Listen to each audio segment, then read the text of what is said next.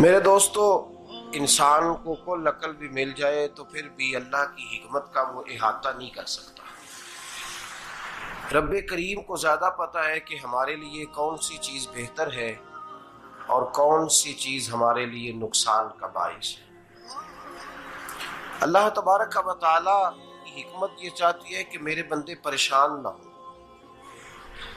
رب یہ چاہتا ہے کہ میرے بندے کسی جگہ پہ بھی دقت اور پریشانی کا شکار نہ ہو۔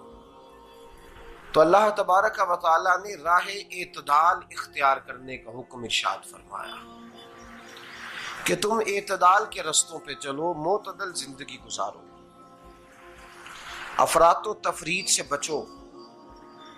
آج جس معاشرے میں ہم وقت گزار رہے ہیں، اس معاشرے میں ہم اس بات کو سمجھنے سے قاصر ہیں کہ اصل ہمارا مسئلہ کیا ہے۔ ہمارا اصل جو مسئلہ ہے اس کی شناخت ہمیں کیسے ہوگی اور ہم پھر اس تک رسائی کس انداز میں حاصل کر پائیں۔ ہم ہمیشہ اپنی آمدن بڑھانے کے چکر میں رہتے ہیں، ایک کام اور شروع کر لیں، پارٹ ٹائم جاب شروع کر لیں، کوئی سائیڈ بزنس اس کا آغاز کر لیں۔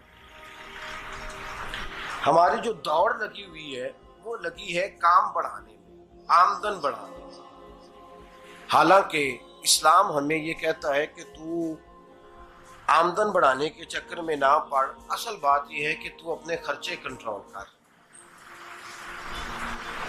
تنگ انسان وہ نہیں ہوتا جس کی آمدن تھوڑی ہوتی ہے۔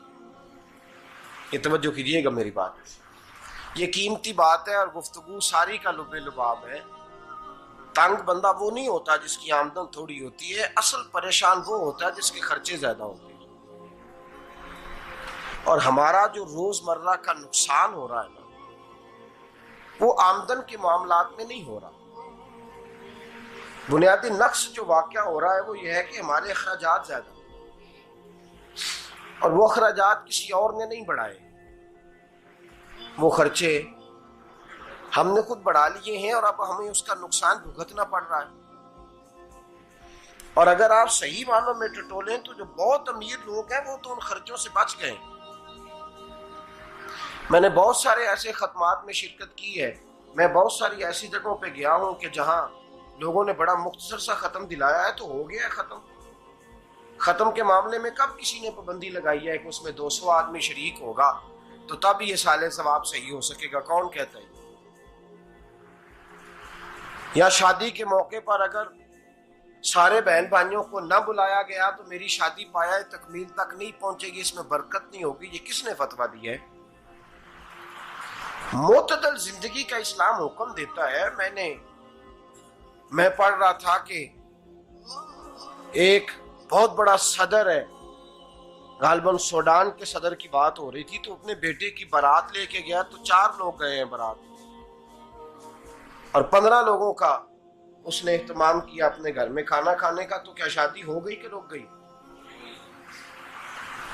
تو بھئی راگ الاپنا اس بات کا کہ بڑی پریشانی ہے، کوئی سائیڈ بزنس شروع کیا جائے فلان جگہ فلان جگہ فلان جگہ، تو اصل معاملہ یہ ہے کہ پہلے ایک بندہ کماتا ہے تو پھر بھی گھر ہی چلتا ہے، پھر بڑا بیٹا ساتھ شامل ہوتا ہے تو پھر بھی گھر ہی چلتا ہے، پھر منجلا بیٹا شامل ہوتا ہے تو پھر بھی گھر ہی چلتا ہے۔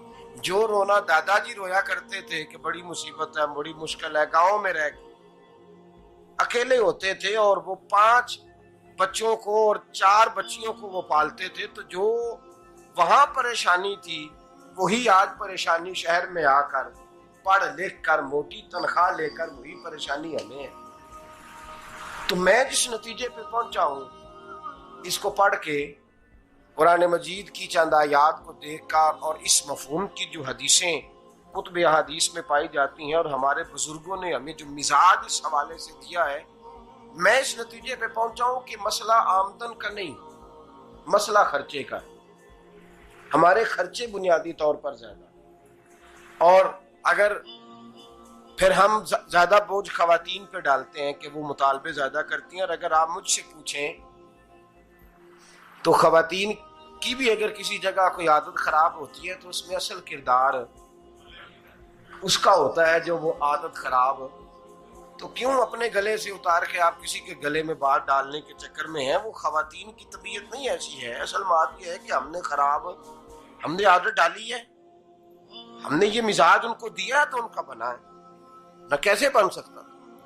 تو اعتدال جب تک زندگی میں نہیں ہوتا، پانی پیاس بجھاتا ہے لیکن ایک گلاس ہی ہو تو پیاس بجھاتا ہے، بالٹی کو منہ کو لگائے گا تو کپڑے بھگو دے گا اس کے. حالانکہ پانی بری چیز کا نام نعمت ہے نا بہت بڑی اللہ کی، لیکن پیالے میں ہی اچھا لگتا ہے. کوئی مٹکا منہ کو لگائے گا تو تانگ ہوگا، پیالہ ہی بہتر ہے اس کے لیے. تو میرے دوست، مٹکے سے بھی بعض اوقات کام چل جاتا ہے، لیکن اگر کوئی کہے نہیں مجھے دریا ہی چاہیے تو اس کا تو گھر بہ جائے گا، سارا گھر بہ جائے گا اس کا. ہمیں دریا قابو کرنے کا موڈ بنایا ہوا ہے تو اس سے گھر بہا کرتے ہیں، اس سے گھر بنا نہیں کرتے. گھر پیالے سے پانی پینے سے بنتا ہے. اگر تو دریا پہ قبضہ کرنے کا موڈ بنائے گا تو گھر بنے گا نہیں، گھر بہ جائے گا. آگ نہ ہو تو کھانا پک نہیں سکتا، لیکن ہلکی آنچ سے کھانا پکتا ہے. اور اگر آنچ تیز کر دی جائے تو جی قرینے قیاس بات کر رہا ہوں، میں عقل سے ماورا نہیں کر رہا. قرینے قیاس سمجھانے کے لیے مثالیں دے رہا ہوں. ہلکی آنچ پہ کھانا پک جاتا ہے اور آگ تیز ہو تو کھانا جل جاتا ہے. تو کھانا اتنی دیر کھانے کے قابل رہتا ہے جب تک وہ ہلکی آنچ پہ پکتا ہے. تو جتنی مرضی تو کہتا ہے نہیں میرا گزارے نہیں، آگ تیز ہونی چاہیے، تو میاں جل جائے گا، جل جائے گا. ہوا نہ ملے تو سانس نہیں آتی، ٹھیک ہے؟ آکسیجن نہ ہو تو سانس، ہوا نہ چلے تو گزارا نہیں ہوتا. لیکن اگر تیز جلے نا،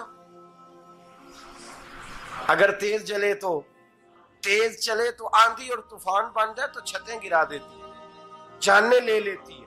ہم ہیں طوفان کے چکر میں، ہم ہیں دریا کے چکر میں، ہم ہیں بڑے لاؤ کے چکر میں. تو میاں ہلکی آنچ ہی اچھی ہے، یاد رکھ.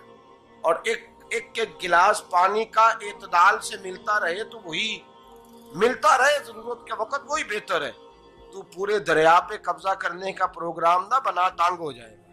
اور میرے عزیز یاد رکھ، ہوا سانس لینے کے مطابق ملے تو وہی اچھی ہے، جو سانس بند کرنے پہ آ جائے وہ ہوا اچھی. ہم نے چکر چلا لیا ہے کہ زیادہ پیسہ، راتوں رات پیسہ، لمبا پیسہ، یہ پلاٹ بھی میرا، وہ پلاٹ بھی میرا، گجرانوالا بھی، گجرات بھی، لالا موسیٰ کھاری اور پنڈی تک جہاں میں جاؤں میرے نام کی تختیاں لگی ہوئی ہونی چاہیے. اسلام منع